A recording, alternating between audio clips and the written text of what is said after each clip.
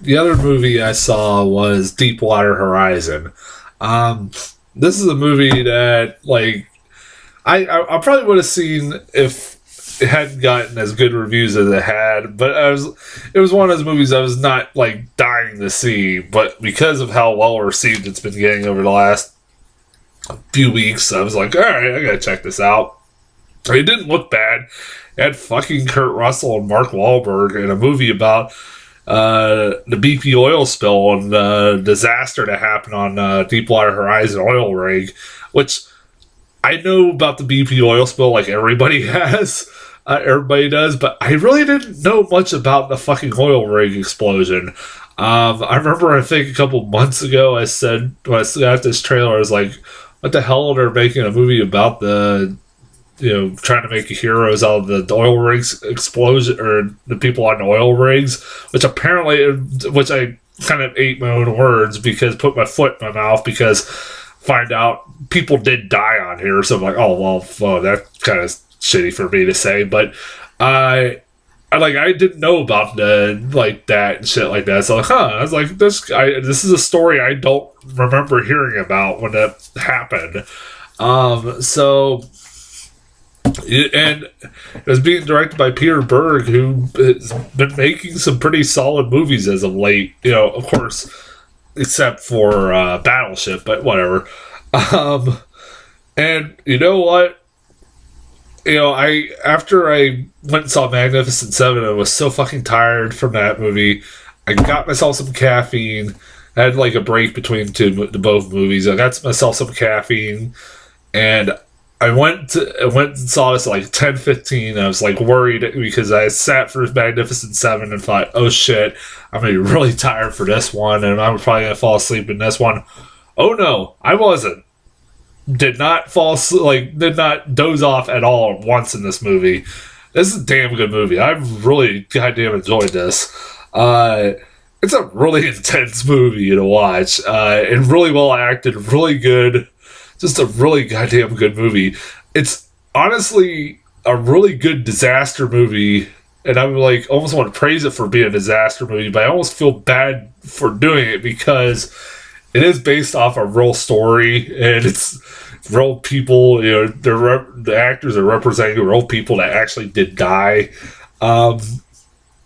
This movie, like I said, this movie is really good. It's pretty goddamn solid. Especially, the big difference between this and like Magnificent Seven, I actually gave a shit about the characters. They kind of fleshed out the characters because for about the first 40 minutes of this movie is just meeting these characters, getting to know them. Like Mark Wahlberg's character, obviously, he's the main actor in this movie, and he is really good. And his relationship with Kate Hudson and his daughter and all that stuff like that, and like he is very good at playing the everyday guy. Pretty much, Mark Wahlberg is at this point. And then you got also Kurt Russell, who, God damn it, I love both actors, like two of my favorite actors out there. And oh, by the way, Mark Wahlberg, goddamn performance, like even especially at the end of this movie, was really good. Like this guy's gonna get an Oscar one day. Like I don't think it'll be for this, but he's a really good actor, really underrated. I think I always say that all the time. He's one of the most underrated actors out there, and his performance at the end of this movie, especially, holy shit, was really good. And then you got Kurt Russell also, who has that awesome mustache. That was the most amazing mustache I've ever seen in my entire life. A handlebar mustache.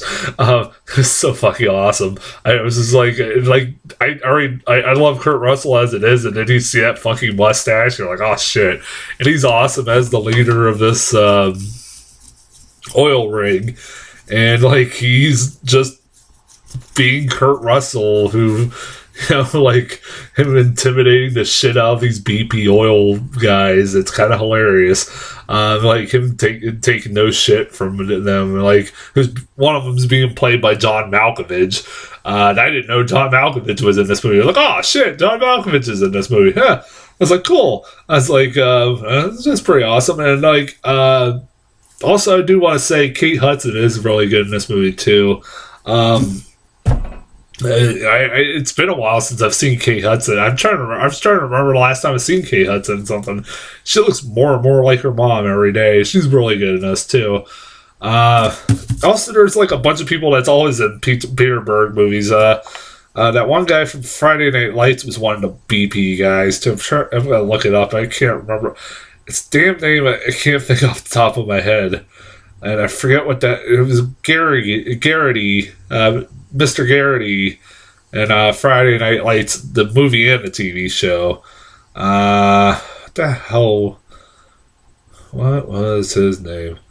Oh, Brad Leland. No, I didn't actually know that was his name. Yeah. So yeah, he's in this. Dylan O'Brien is in this too. Wow, I didn't know that either. I actually did not know that. But yeah, he's in this. Peter Berg even pops up, like blinking, he'll miss him. He's like wearing sunglasses. Peter Berg's been an actor for like years and shit like that. But the reason why I actually like this a lot better is that than like Magnificent Seven is that you get to know these characters and like kind of get enough. They're fleshed out enough that when shit hits the fan in this movie, it fucking hits the fan. That when the oil starts spurting out and fire starts shooting out, I was like, damn, this movie's intense. This movie got intense as shit, man. Like, I was like, damn. I wasn't sure which characters were going to live and which weren't.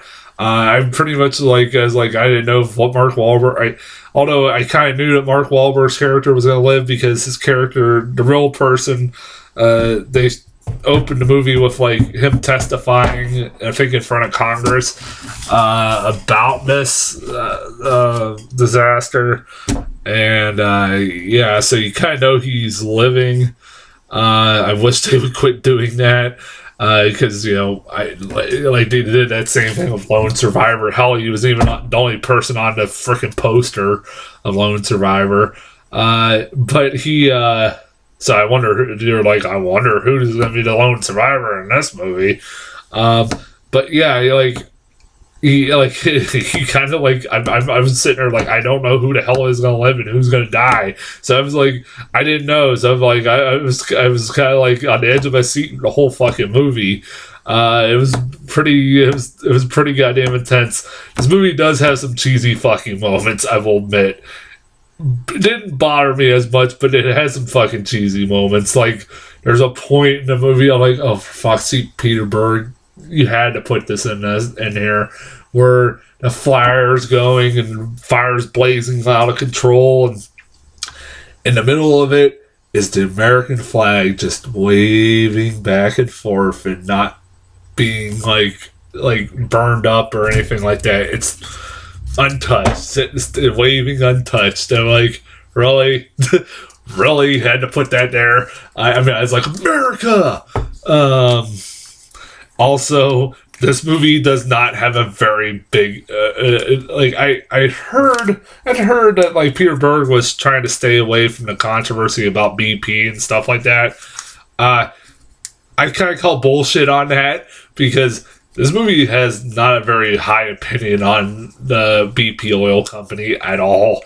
By God, like this movie does not represent them very well. I'm sure BP does not like this movie one bit. Like they pretty much go out of their way to point out that this whole disaster could have been avoided if the BP oil guys would have just let them do their jobs. I don't know how accurate that is. I don't know if anybody's trying to dispute it or not.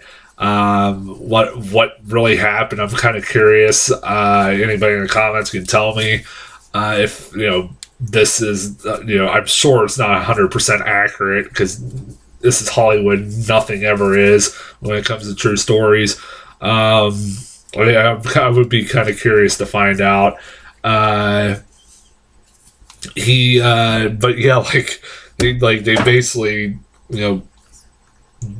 represent BP as being the greedy men that just want to get a profit because Kurt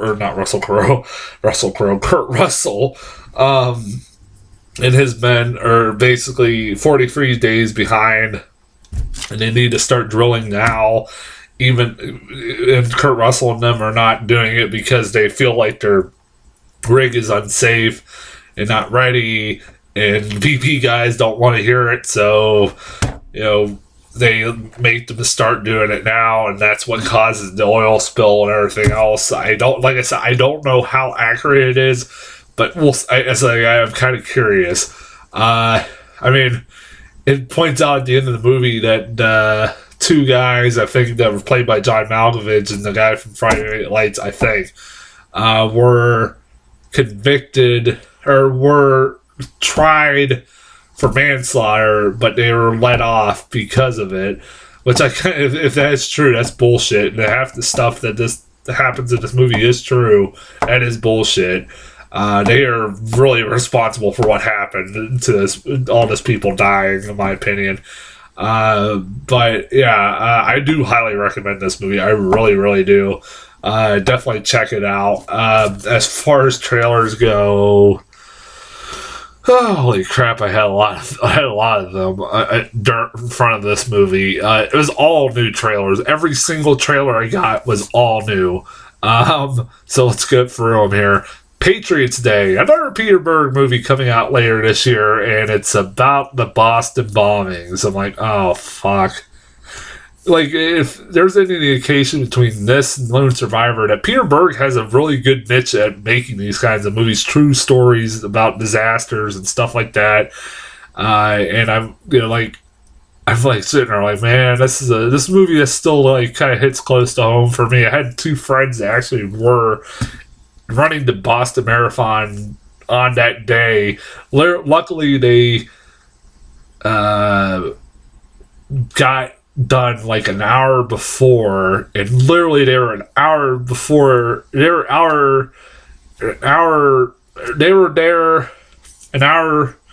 the bomb went off in the exact location that the bomb went off. That's pretty fucking lucky, man.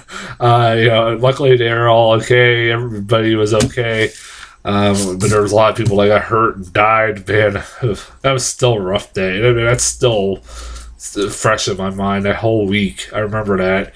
Hacksaw Ridge. I am so happy that I hope this is a thing that starts happening more and more. Mel Gibson getting a comeback, because this movie looks awesome. It's a new movie by Mel Gibson, which it hides the fact that it's being made by Mel Gibson, and the fact that it just says from the director of Braveheart and The Passion of the Christ, instead of saying from Mel Gibson, it just says that, and you're like, really, just fucking say from Mel Gibson. I know it's like, I'm sure the studios are worried that it'll like hurt the film to put his name in front of it, but fucking God's sakes, like, are we still very pissed at him about this? I mean, really? I love Mel Gibson. He's a goddamn good director and a good actor, so I've heard he's been making some really good movies as of late. A lot of them haven't even been released in the theaters. I think there are a lot of them released on DVD. But this movie was kind of like really curious to me.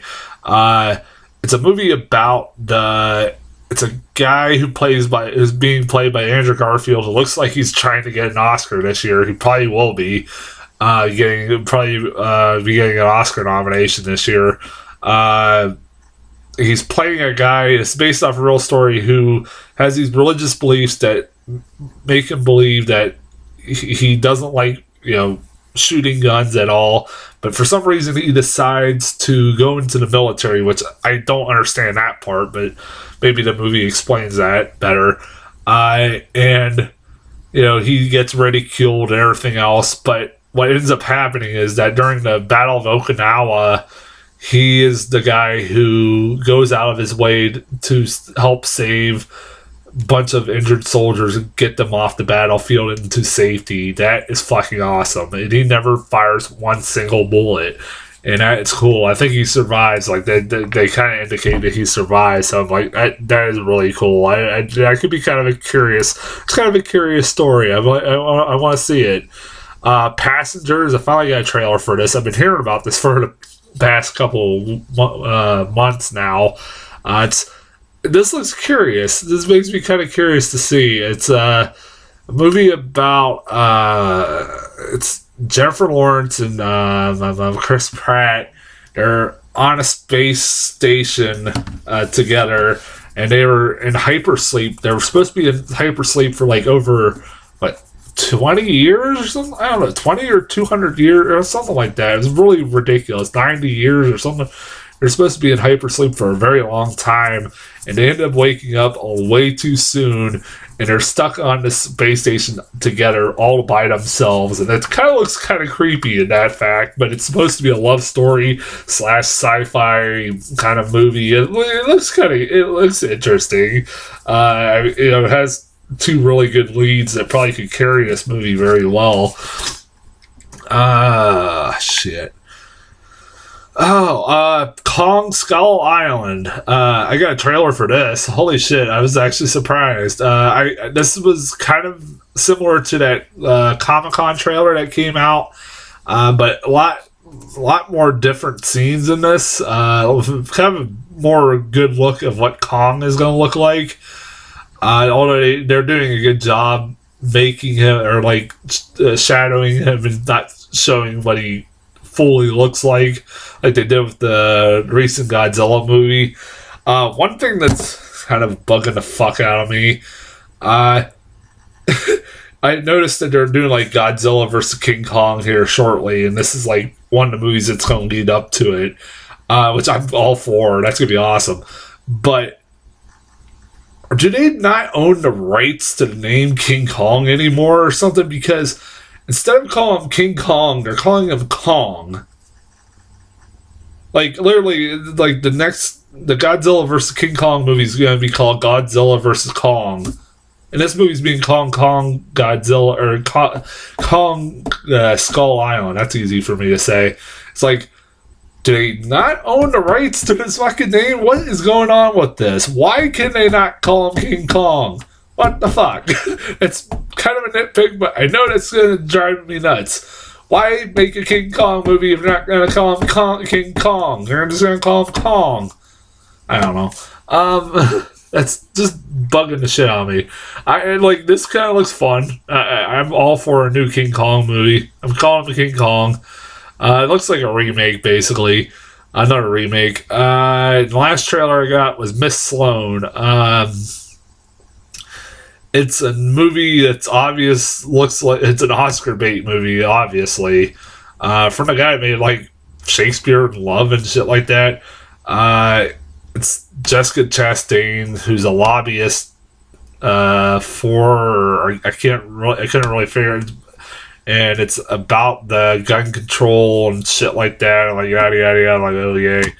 I don't know how that will be, but we'll see. That's as far as trailers go. I'll be back here shortly. I still got to catch up on Miss Peregrine's School for Killer Children, or whatever the fuck it's called. Birth of a Nation, and middle school, the worst years of my life. And I know we got a lot coming up this week too. So until then, I'll talk to you guys later.